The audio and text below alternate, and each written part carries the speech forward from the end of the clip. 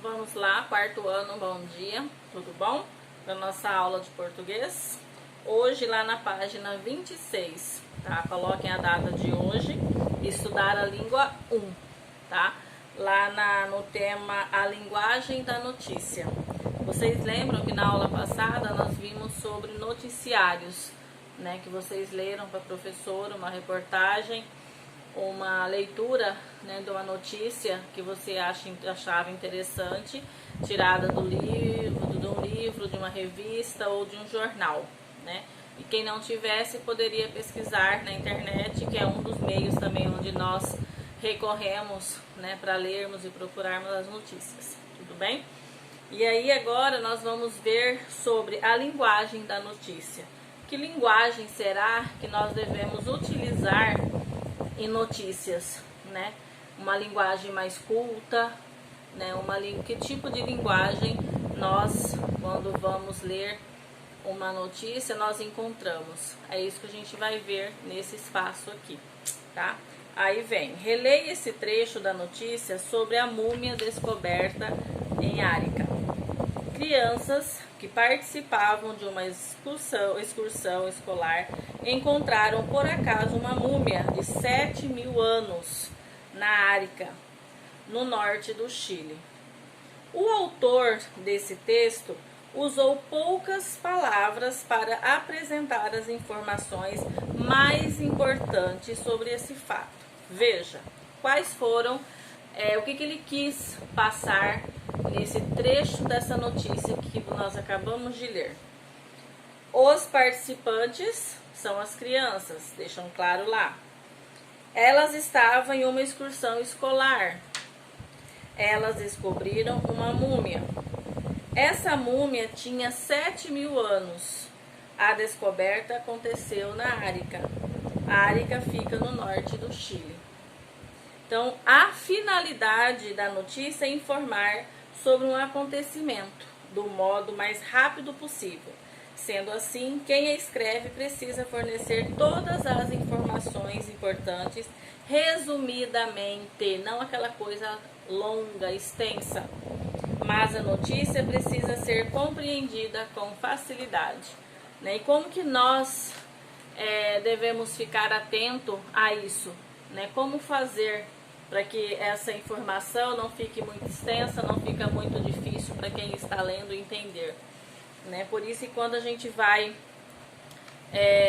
quando a gente lê um texto, uma notícia, raridade você vê aquele texto grande, com muitos detalhes, né? Tem uma economia, né, de palavras para escrever, ele não fica extenso, ele é bem resumido, porém de uma forma bem clara, onde a gente vai ler e vai entender onde se passou, com quem se passou e o que aconteceu, né? E por isso que a gente precisa, quando a gente vai produzir um texto, não só de língua portuguesa, de ciências, de história, de geografia, então a gente precisa fazer essa revisão de leitura.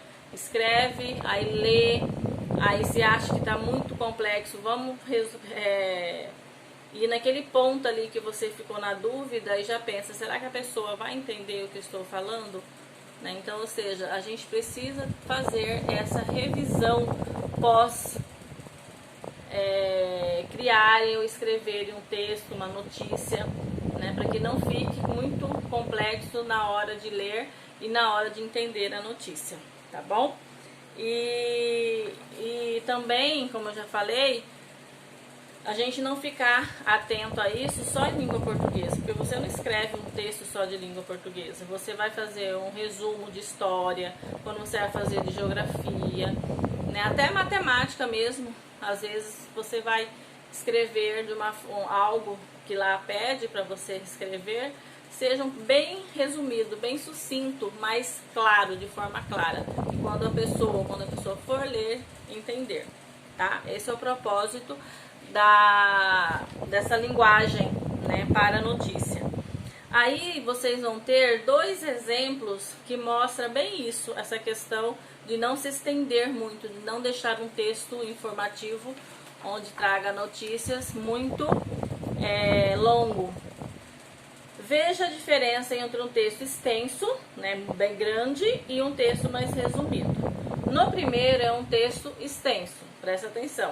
No dia do seu aniversário, João ganhou de seu melhor amigo o presente que desejava há algum tempo, um álbum de figurinhas de animais pré-históricos, com capa de couro. Agora, o mesmo texto, a mesma notícia, porém de uma forma mais resumida. Em seu aniversário, João ganhou um álbum de figurinhas de animais pré-históricos. Viu a diferença? Sentiram a diferença? Ele, no primeiro texto, ele foi mais extenso, né? Tinha mais informações, que acaba sendo desnecessária. E no segundo, ele já de forma resumida, porém de forma clara. Entenderam? Você sabia que quem escreve notícia revisa seu texto antes de considerar os prontos, a fim de retirar palavras e expressões desnecessárias? Então, ou seja, por isso quando vocês produzem um texto na sala, os professores, a professora sempre pede, dá uma revisão, leia bem novamente, para ver se não colocou alguma palavra a mais ou a menos, é necessário. Então é nessa questão aí que nós precisamos sempre ficar atentos, tudo bem? Então agora vocês vão fazer as atividades da página 27 e da atividade da página 28 para a gente fazer as correções, ok? E treinando, né, para fixar essa aula, né, desse texto, vocês irão produzir lá no caderno de produção de texto de vocês um texto sobre o fim de semana com a mamãe. Como que foi esse fim de semana com a mamãe em casa no Dia das Mães? Então vocês vão dar essa notícia para a professora, tá? E vocês vão escrever lá no caderno de produção de texto, tá? Faz o cabeçalho certinho, coloque a data e coloquem o título da notícia que vocês vão passar para a professora, como foi o seu final de semana com a mamãe, tá? Dê um título bem legal dentro desse tema que vocês vão escrever e eu aguardo a leitura do texto de vocês. Bem, até a próxima aula. Qualquer coisa a professora está no privado, tá joia?